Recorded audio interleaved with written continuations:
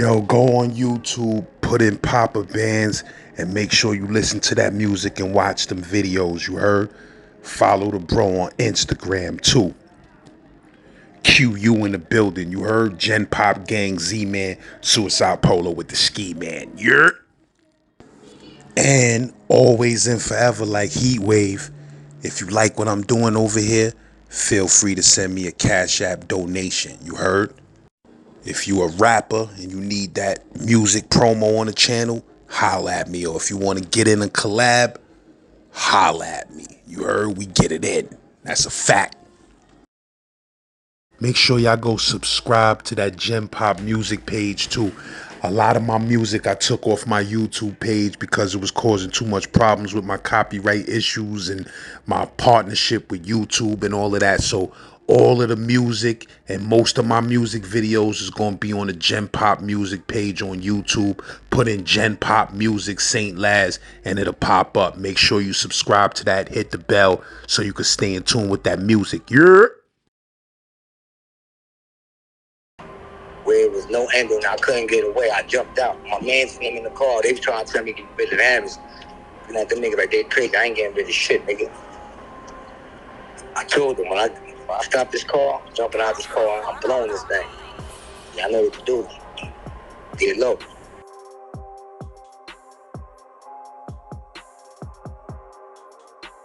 Age 11, I got locked up for there was about 4 attempt murders on police, and this robbery that had went wrong. You know, it was me and my boy John D. Rest in peace. That's my comrade. He passed away back like in '98, or like in 2000, matter of fact. It's my crimey right there, and a young kid that was with us ran away. By the name of Kofi. That's my boy though. We was young. Now I was 8, 9 years old, running around robbing everything. I was a different breed from my hood. Where you from again? West Brighton? West Brighton, born and raised. Sunshine known me his whole life. I know Sunshine, that whole story you did. You know, I know that whole story. It's a crazy story, you know what I'm saying? Yes, there's a robbery that went wrong on an off-duty cop. And that shit went crazy. They shut the whole fucking hood down. It happened in West Brighton? It happened in West Brighton, right there. Richmond Terrace and North Berger. Right there. It used to be monkey bars right there. It ain't there right now. Back then, the projects were like a little fucking maze. The Markham Gardens and shit. That shit was like a little maze. So it was like maybe about 50 alleys and within that whole motherfucking projects right there. Right? So that hood is so infamous because word is born. There haven't been no drug sales ever made down there that's been recorded, like no drug activity, no drug arrests. It's just been straight violence down there. How that hood was set up and organized back then was so crazy. I was a shorty coming up, and the people I came up under, rest in peace, Tinker and LK, you know, those are the ones that showed me the game, you know what I'm saying? And they had the hood back then, you know what I'm saying? And the gardens. And then Younger than wound up taking it. But back then the hood was crazy. It was definitely organized in a way to where if you wasn't from West Brighton, you wouldn't get no love out there, you know what I'm saying? Unless you was really with somebody that had a lot of respect. And that nigga didn't give a fuck.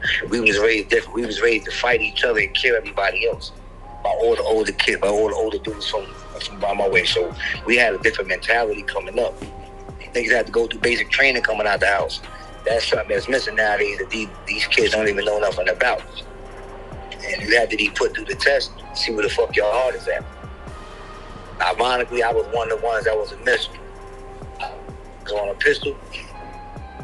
Jay, he gave it to my young boy, one of my best friends, Tony. I don't know why he gave it to him, boy. Word was born, it changed my life. It's like, we had to be like, I'm going back to 80, 87, 88 type shit, you heard? Sega was out, shit like that. Niggas is playing Sega, 80, 89 type shit. Niggas is playing Sega. And all I could think about is the hammer that my man, that older dude gave my friend. And my friend, that was my friend. He wasn't crazy like that, but that was still my friend. I was the one that was like, nigga, give that shit to me. Even though I don't know why my mental was like that back then, but that's a whole nother story. You know, that's all this shit. But I started stealing that shit from my friend, man. And that shit changed my life. I took that fucking gun out of his pocket while they was playing that Sega Genesis game. Went home, went back in the bathroom, made love to that shit. Came out the next day. They knew what happened, though. They really knew I took it, but I broke bread. I started robbing. I shut down the whole hood. Back then we had Sam's Cab, Apple Cab, D-Joys. I'm 8, 9 years old. This NWA era. So my mind, I'm on that timing. Black hat, gloves, shades, corn cabs. Let me get a cab, go to Passport, get a cab, go here. I got my homeboys holding me down. Look out for me. We kids, 8, 9 years old. The whole hood knew I was doing this shit. I'm robbing cab drivers every day. I stopped the cab drivers from coming in the back of the building. What type of hammer you said it was? I had a Glock 17. So you was running around 8, 9 years old with that Glock 17 robbing cabs? Glock 17. The whole hood will tell you. You know what I'm saying? I was a loud wire from the hood, man. But it was a handful of us. You had, rest in peace, my boy John D, Pioneer. You know, these are people from my era. Everybody that was somebody back then. We was crazy back then. Pioneer, John D, rest in peace. Those are people that everybody I grew up with came up in the streets with, doing a whole bunch of madness and dumb shit back then. You know, they long gone right now. You know, rest in peace to all of them. Those are my brothers forever. How that robbery happened with the police with the 4 attempts? Yeah, I wound up getting the juvenile life sentence. They gave me a restricted restricted RJD sentence, which is like wasn't supposed to be released at the age of 21. Sparfit, Harlem Valley, Goshen, Brookwood, you name it. I kicked out of DFY, went to DOC on say birthday, and they let me out at the age of 17. I came home like 3 months, 4 months prior to my 18th birthday. No, I came home June 98.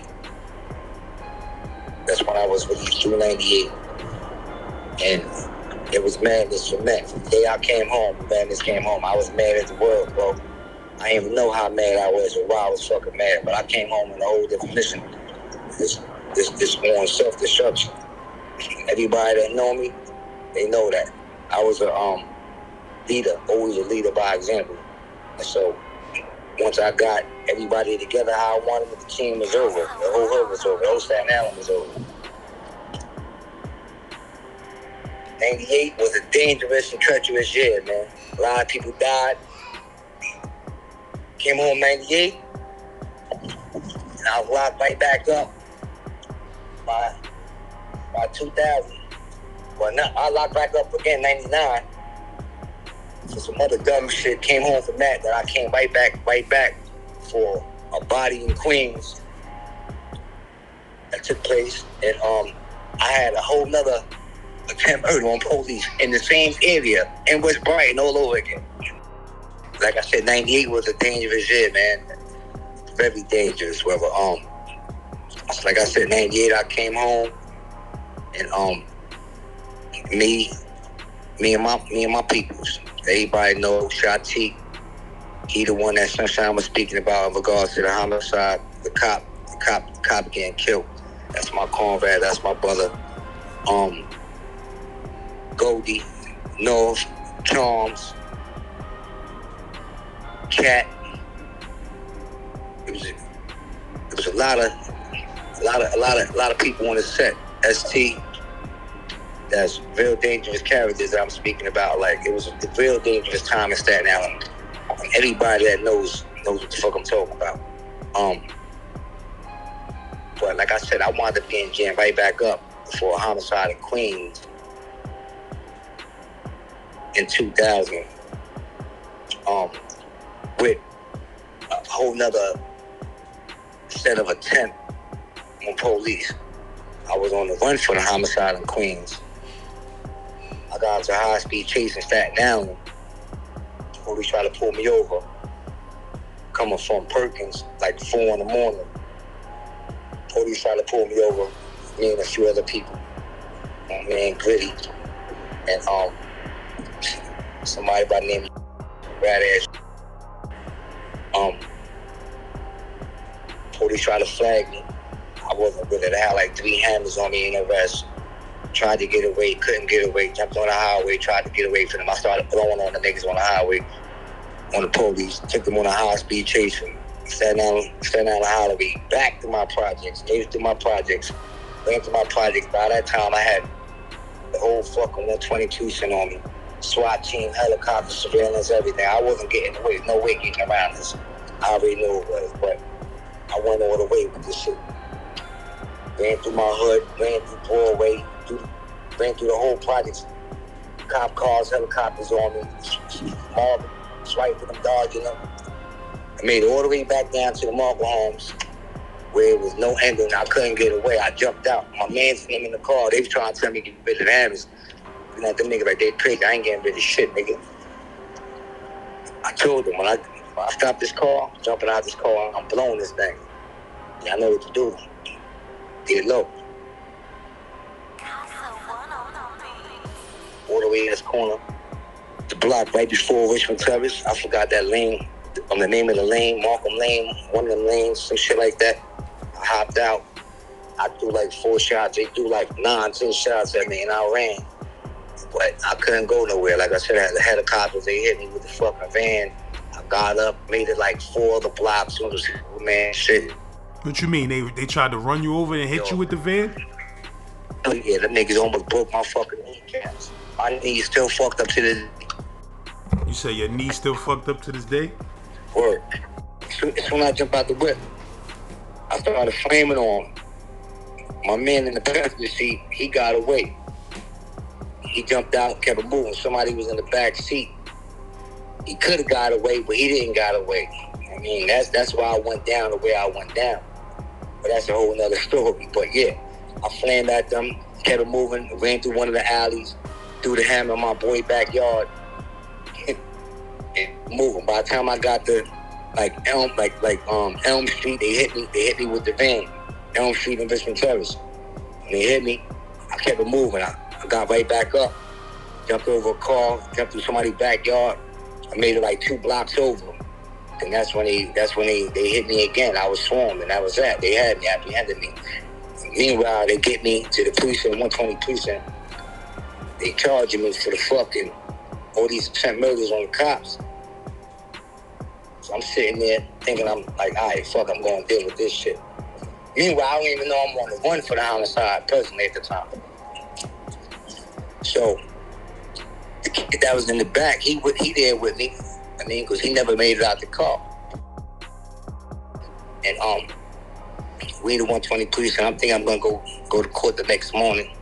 See the judge, regular procedure shit. You see the judge next morning, waiting in Central Police, 120 police and shit. And homicide pulled up, taking a ride with us, Mr. Washington. Like, for what?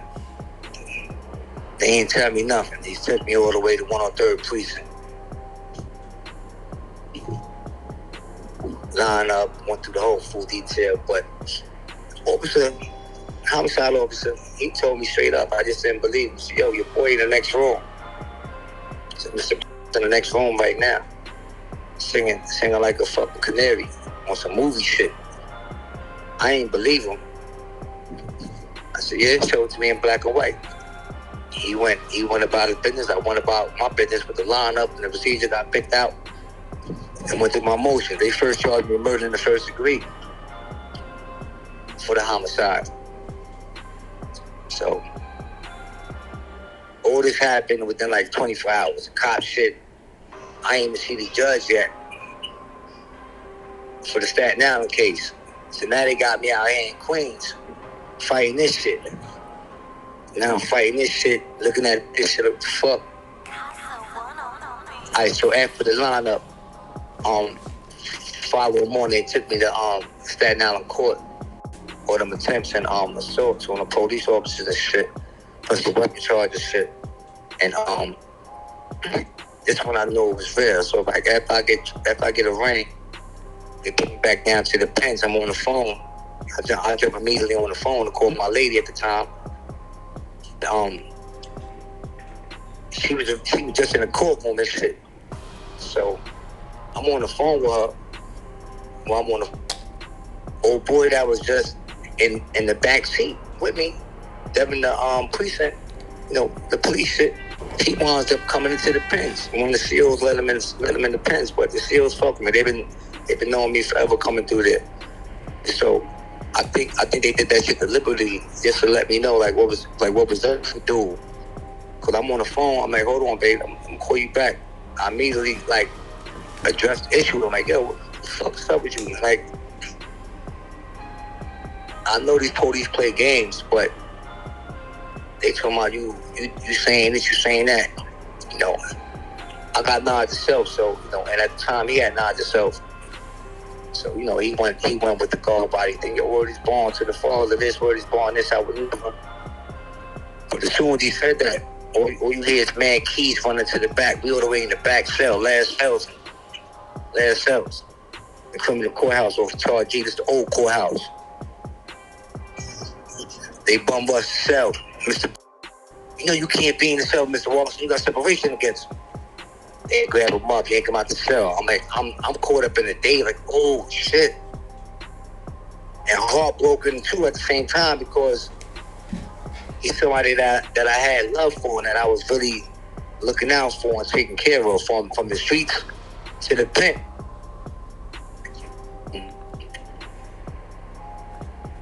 That's when I knew what he did. I mean, what he did. I get back on the phone with my lady. She like, yo, I just seen this motherfucker walk out the front door. Like, what? No, he didn't. They moved to another. He just walked right by me. And he definitely did. They let him go. He gave them a 3-page statement on me, on a homicide, and on the police shit, and made a video statement. I wound up going through the motions, fighting back and forth, Staten Island wound up dropping the charges on me just to a weapon possession. They thought my life was over, fighting that murder in the first degree charge in Queens. And they dropped that down to a weapon possession. I wound up getting fired for that shit. I wound up fighting the case in Queens. I went through mad bullshit with the mad politics, hiring all these fucking lawyers. Scott Snyder involved with Didio, but Didio did a thing, and Scott Snyder was a piece of shit. He involved me for like $30,000 at the time on the case, and sold my fucking case out. Dude, brother on the case that's supposed to be in the streets at the fucking time. This fucking heavy change, but he cooperated with the whole homicide case. But I wound up getting that shit worked down by blessings, getting the 5% now I'm coming with a 10 over there for the homicide in Queens. Altogether, right now, as we speak, I gave prison 22 years of my life, man. I've been home for the past 3 years. Got my own label now, independent 10310 Kids. Just working, trying to get my music out, and do something different, and give these kids a different story. I come to kick the rail with them because I've been through a lot of shit, man. The shit that they embarking on, they're not really ready for it, man. This shit out here is different. Like, I came through it different ever. That last interview you did with Pow Wow and all of them, I was there with all of them. Me and my boy Paris. Shout out Paris Perkins. That's my motherfucking heart. He in Clinton right now. But I come through the ranks with all them boys. Ironically, I'm from Staten now. There's only a handful of us that stood out. And my weekend always stood out. I always got busy. I'm only 5'6", my nigga. I ain't no giant, but I got the heart of a giant. So when you said they gave you life at 11 years old, that was only up to you was 21? Yeah, definitely. See, I look in New York State, in New York State, if you receive a juvenile life sentence as an RJD, restricted juvenile delinquent, the max they can hold you is to the age of 21. Other than that, the other law that they had for JDs at that present time was, I believe you could only receive up to 9 to 12 years, 12 to life as a juvenile back then. Yeah, I think they changed it to 9 to life eventually. You was too young to get the 9 to life though at 11 years old, right? That's what it was, I believe, bro. They caught you trying to rob a cab? Nah, it was an off-duty cop that I didn't know, man. Ironically, me and my boy, rest in peace, John Blocker. That's my bro. We was on some shit back then. We was jamming everything. We was jamming everything moving. We get off the bus coming from school. It was like fucking 2:45 in the afternoon. We got off the bus coming from school. We went to one of them 600 schools past 40. Past 40 was 600 schools in Staten Island. The worst kids of the worst went there. If you went there, your next stop was either prison or somewhere else, either the fucking graveyard. But that was our school. Coming from there, we had that thing on us every day. Every day. It was that school where you had to have your hand on you. But we was kids, but it was like that back then. Especially back then. But getting off that bus one day, walking by these dudes, man. I seen this dude with a Rolex on, man. And we already knew what that was, man. We walked past and we both looked at each other. I'm like, I'm getting him. He's like, let's get him. Spun. Hey, mister, you got the time? We kids at the time. Hey, mister, you got the time? He looked down at his watch. That's all it took. So we looked down and I clicked on him. Get that up. Like, he tried to talk us out of it. Son, you don't know what you're doing. Put down the gun. My boy yapped that shit off his motherfucking wrist. We kept it moving. He jumped in the whip. Beeman Avenue is long as hell coming from Henderson to Richmond Terrace. So that's a long ass fucking run. So we running down the fucking street. Meanwhile, this guy's he's right in the middle of the street. We on the sidewalk. He's in the middle of the street trying to talk. It's like, hey, stop, please. We make it all the way to Richmond Terrace. I make the left from Richmond Terrace. Soon I got the North Burger. He knew once we made it into the Markham Gardens that it was over. That he would never find us. He would never get back that watch. Across the street, he tried to jump the sidewalk and run us over. Luckily, I slid to the side. I just opened fire on the car. A little like 10 shots or shit like that. Ran through the alley, threw the gun in my man's backyard again. My same homeboy from my other situation. Threw the gun in his backyard and kept it moving. Boom. We get all the way up like the Wayne Street and Broadway. By the time we get to Wayne Street and Broadway, now we walking and shit. Now we see mad blue and whites flying down the car. Man, all you hear is cop cars. Page 18 is right there. Page 18 and Henderson right there. All you see is cop cars flying down from every intersection, every way you could think of, they coming. Ironically, there was one cop car that slowed down, looked at me and John. Oh, crazy. We got book bags on, Jan Sports, shit like that. Cop, he stopped and looked at me and John. Kept it moving. We went up the block to the projects, dropped off our book bags. I came right back outside. Dropped off my book bag, went inside the house real quick.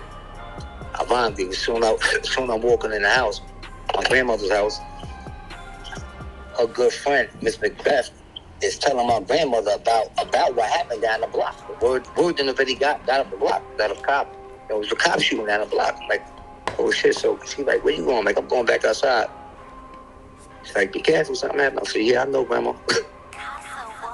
I went right back outside. And as soon as I went outside, that's when the big homies, they fucked me up. Because I shut the hood down. Like, you made it hot. You can't get no money out here. of helicopters flying around the projects, but all the attention was really down the block in the Malcolm homes. Down the Malcolm home, they was going crazy. They did a door-to-door search. If you was home or not, they was kicking your shit and coming.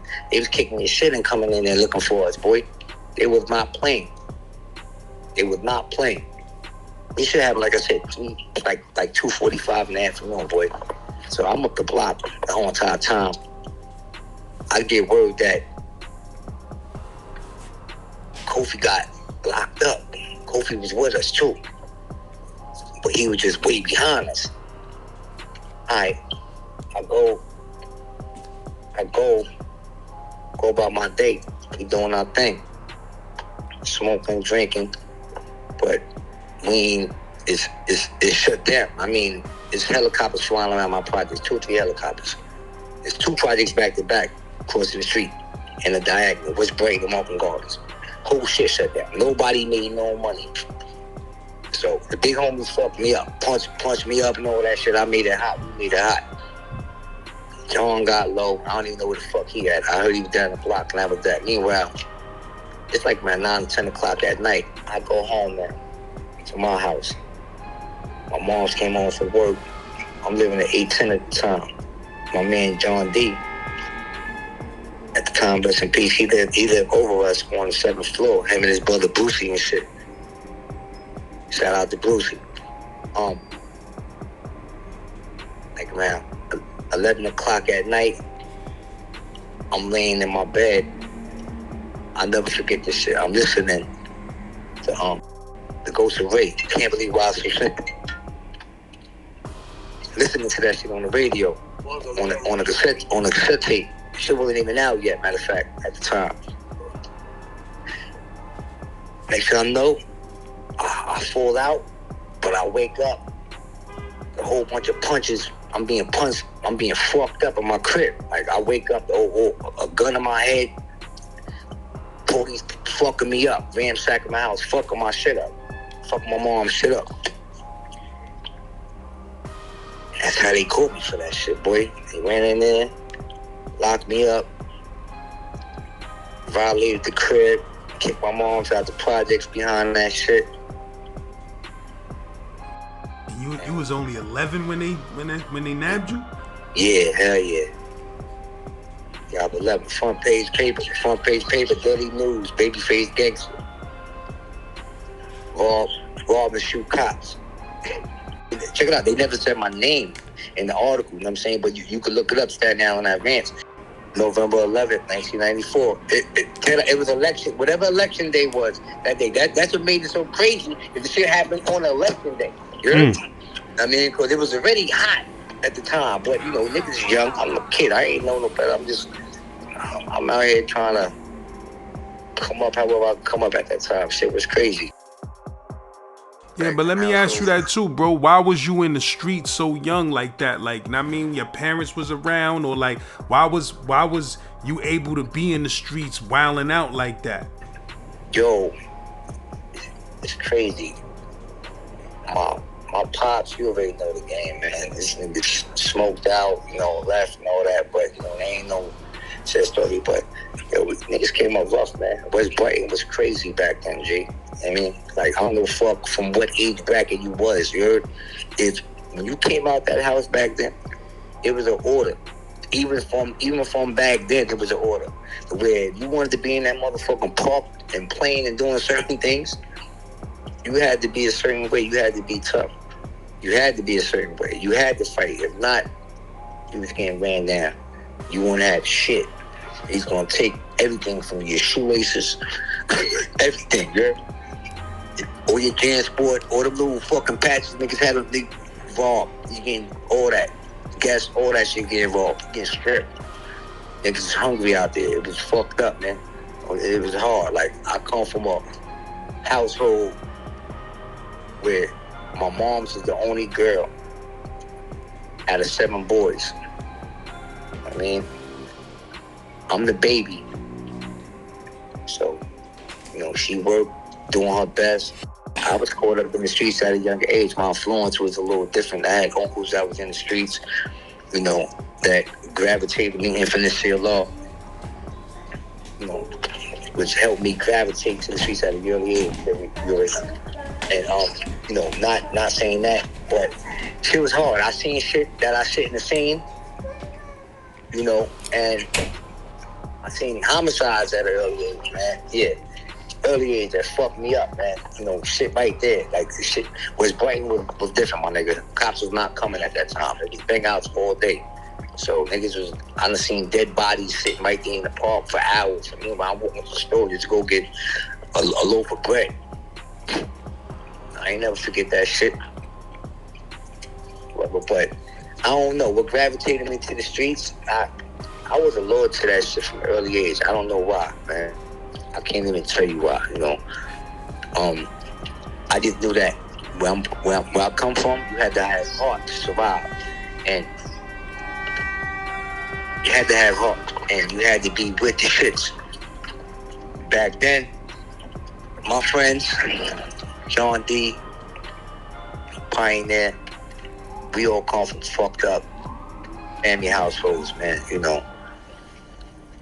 And, the streets got the best of us, you know what I'm saying? From that ever, I'm the only one still alive that was doing the things that we was doing back then. I'm the only one still alive. A few other homies still around, but they wasn't doing the things that we was doing. They was like our friends. Like, you got friends that's into shit, and you got friends that's just there because those are your homies and y'all grew up together, and they around. But and that's just how that shit went, man. The West, that shit was called the Wild Wild West, man. It wasn't called the Wild Wild West for nothing. Like, it was a hood where, like I said, we was raised to fight each other and kill everybody else. You understand the mentality of this hood?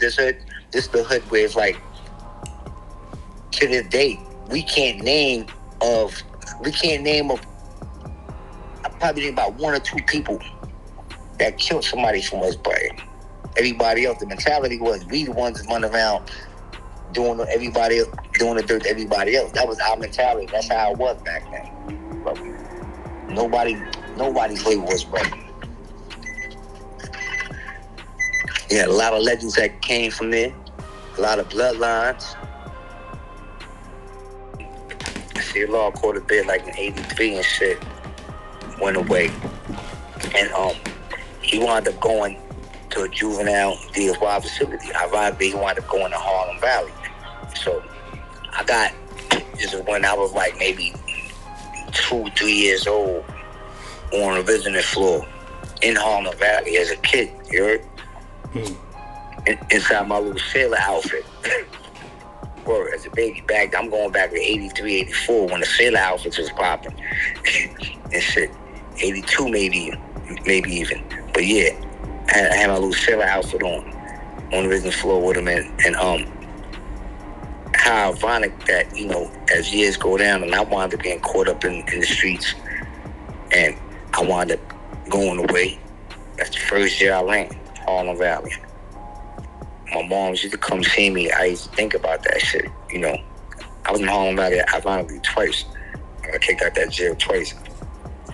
But I remember that shit clear as day. I still got the pictures, me being in there. You know what I mean? But that's crazy because, like, when you really think about it, that's how that cycle ends, man. I don't know if it's something in the air, going through them doors as a kid, bringing them babies through there or more, but I remember that shit. It's a fucked up cycle. And that's something that has to be rectified, boy. Because if not, we're going to be doomed for more generations to come. You know what I'm saying? Yeah, man, it's fucked up, but what it really is that, the whole penitentiary system, it just preys on motherfuckers that come from where we come from.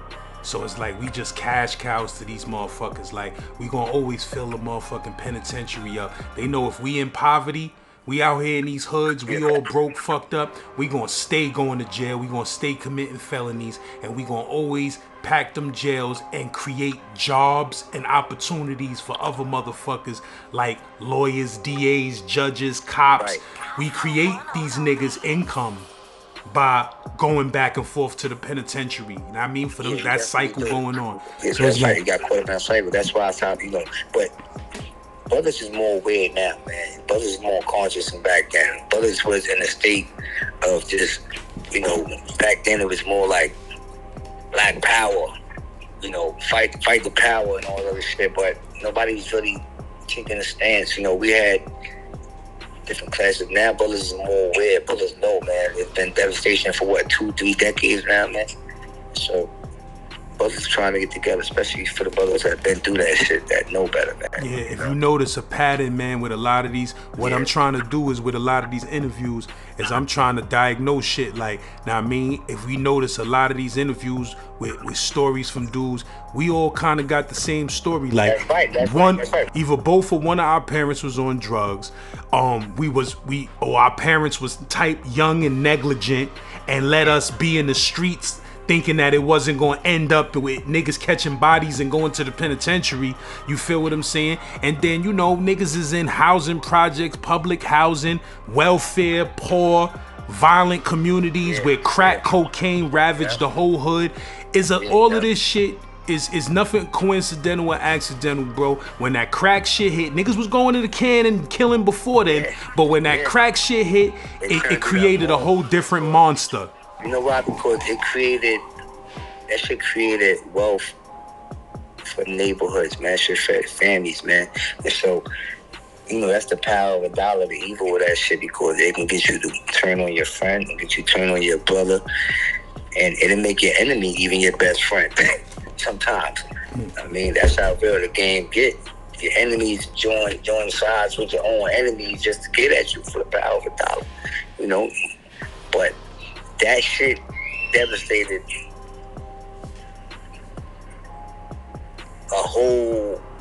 it's more than a generation, man. We talking about hood to hood, city to city. That shit devastated the whole black America. That shit devastated the whole black America and beyond, because that shit hit other countries. Brazil, you understand what I'm saying? The whole black race, that shit devastated. But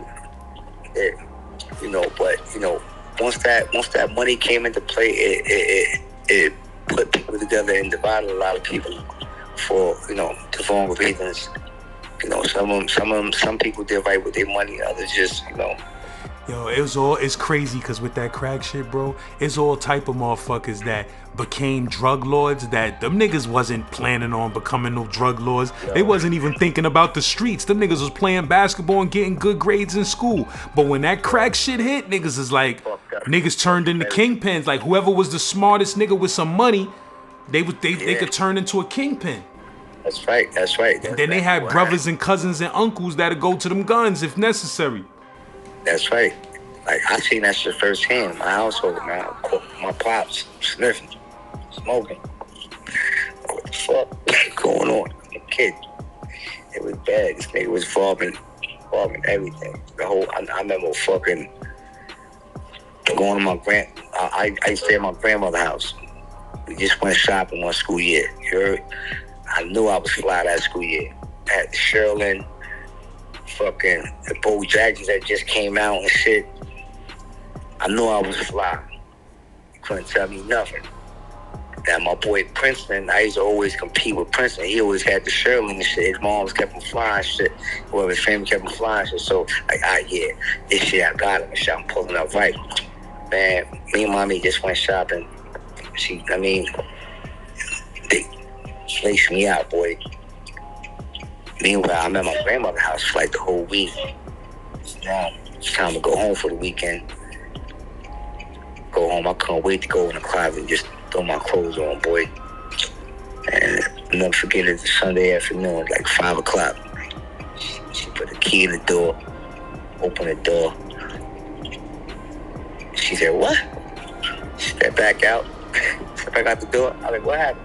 I didn't even get to step inside the door. She closed the door and opened it back up again to make sure she's going into the right house. Opened up the door and the whole fucking living room was empty. You heard? Everything gone. Living room set, TV, stereo system, everything gone. I run in the back. The clothes, all my school clothes gone. Everything gone. It was mayhem from there. I didn't understand back then. I was like, yo, this nigga took everything. Fuck. How old was you said? I probably had to be like around 6, 7. Like 6, 7 around that time. Or like 6, 7 years old at the time. But that motherfucker, I'll never forget that shit. It's when Bulls had just came out. What was it, like 88? Yeah, I think so. That was like 88? Hey, the Bulls had just came out and shit. I mean, motherfuckers was rocking the Leafs back then, you heard? Back then. I'm talking about that era, you heard? Leafs and shit. But yeah, I'll never forget that shit. That's when I knew that shit was something crazy, but I still didn't understand. You know, I wound up being caught up in the same plague of, you know, being the dealer and not the user. That's what I learned from that. Like, I seen him do that, and I made a promise to myself, I'm never gonna do that. Whatever that is, that's bad.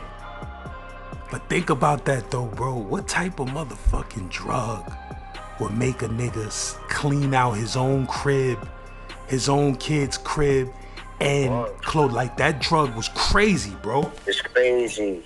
Yo, only thing that was left in that motherfucker, I think, was the dishes and shit, you heard? Listen, bro, I done came home to the same shit, my nigga. I done came home to the TV gone. I done came home to the stereo gone. I done came home to motherfucking all type of shit gone, and a nigga having an excuse talking about somebody broke into the crib.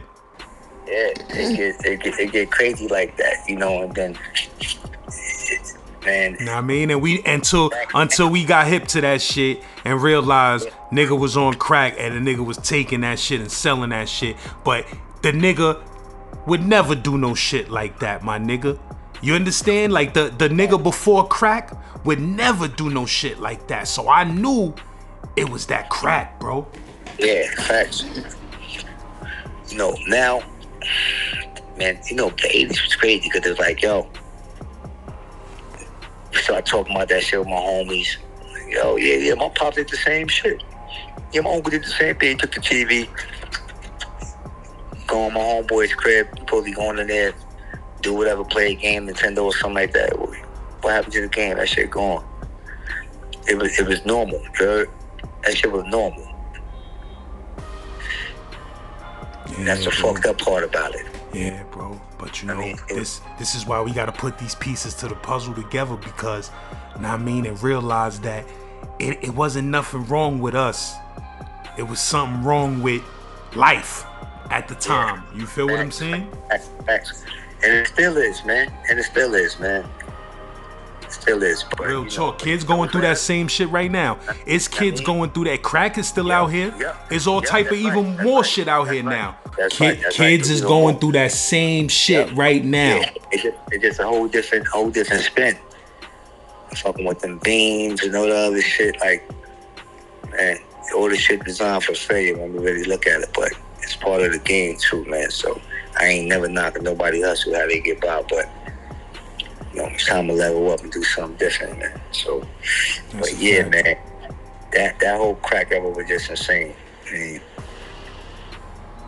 wow. It looks very alluring. It looks real good. Yeah, but it's definitely a flip side to that shit that we would have to be fools. You would have to be a young nigga to still be fooled by that allure. You feel what I'm saying? Because at the end of the day, my nigga, if you come from the ghetto, you live in poverty, if you getting $200 a week more than another nigga, niggas will kill you, bro. Yeah. Niggas gonna want to try to kill you, my nigga. I told one of my mans that I said, listen, you ain't got to be selling no keys for niggas to want to rob and kill you. You could be selling you could be flipping an ounce a week, nigga, of weed. Yup, and you're making it look good. And you just looking too good out here for niggas. You feel what I'm saying? Like, you looking too unbothered and not stressed about money. And niggas will come for that $200 a week that you make, son. That $300 a week that you make, that you keep in your pocket just from some weed. Niggas will come for it and you'll die for it. You understand what I'm saying? So this shit is crazy, my nigga.